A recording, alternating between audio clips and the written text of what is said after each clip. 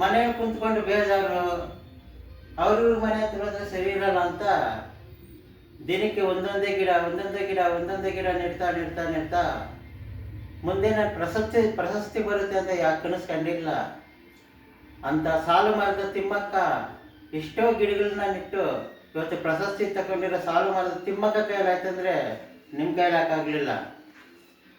ಬ್ಯಾಗಲ್ಲಿ 2 ಜೊತೆ ಬಟ್ಟೆ ಇಟ್ಕೊಂಡು ಬಸ್ಸಲ್ಲಿ ಕಂಡಕ್ಟರ್ ಕೆಲಸ ಇದ್ರೂ ಕೂಡ ದೊಡ್ಡದಾಗಿ ಕಲಿಸ್ಕೊಂಡು ನಾನು ನೋಡೋಕೆ ಸ್ವಲ್ಪ ದಪ್ಪಾಗಿದ್ದೀನಿ ಕರಗಿದ್ದೀನಿ ಅಂದ್ಕೊಳ್ಳೋ ಯೋಚನೆ ಮಾಡಿದಿರ ಕನ್ನಡದಲ್ಲಿ 2 ಸಿನಿಮಾ ಮಾಡಿ ತಮಿಳ್ನಾಡಿಗೆ ಹೋಗಿ ತಮಿಳ್ ಮಕ್ಕಳ ಆರಾಧ್ಯ ದೈವಾದಂಥ ಸೂಪರ್ ಸ್ಟಾರ್ ರಜನಿಕಾಂತ್ ಕೈಯಲ್ಲಾಯ್ತಂದರೆ ನಿಮ್ಮಿಂದ ಯಾಕಾಗಲಿಲ್ಲ.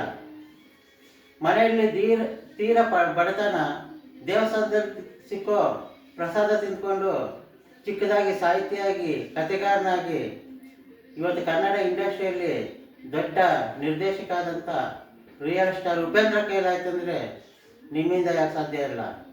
ಎಲ್ಲೋ ರೈಲ್ವೆ ಸ್ಟೇಷನಲ್ಲಿ ಪೇಪರ್ ಮಾಡ್ತಾ ರಾಮೇಶ್ವರಂ ಅನ್ನೋ ಒಂದು ಹಳ್ಳಿಯಲ್ಲಿ ಹುಟ್ಟಿ ವಿಜ್ಞಾನಿಯಾಗಿ ರಾಷ್ಟ್ರಪತಿ ಆದಂಥ ಅಬ್ದುಲ್ ಕಲಾಂ ಕೈಲಾಯ್ತಂದರೆ ನಿಮ್ಮಿಂದ ಯಾಕಾಗಲಿಲ್ಲ. ಎಲ್ಲೋ ಮನೆಯಲ್ಲಿ ಹಾಲು ಮಾರುತ್ತಾ ಆ ಕನಸ್ಕೊಂಡು ಆಂಧ್ರಕ್ಕೆ ಹೋಗಿ ದೊಡ್ಡ ನಟ ಆದ NTR ಆಗಿ ಮುಖ್ಯಮಂತ್ರಿ ಆದ NT ರಾಮಾರಾವ್ ಕೈಯಲ್ಲಾಯ್ತಂದರೆ ನಿಮ್ಮಿಂದ ಯಾಕೆ ಸಾಧ್ಯ ಆಗಲಿಲ್ಲ. ತನ್ನ ಹೆಂಡತಿ ಊಟ ತಗೊಂಡು ಬಂದಾಗ ಎಡವಿ ಬಿದ್ದಿದ್ದಕ್ಕೆ ಅದೇ ಪ್ರೀತಿ ಕೋಪಕ್ಕೆ ಒಂದು ಬೆಟ್ಟನೇ ಕಡಿದು 22 ವರ್ಷ ಕಡಿದು ದಾರಿ ಮಾಡಿದಂಥ ಜಸ್ರತ್ ಸಿಂಗ್ ಮಾಂಜಿ ಕೈಲಾಯ್ತಂದರೆ ನಿಮ್ಮಿಂದ ಯಾಕಾಗಲಿಲ್ಲ.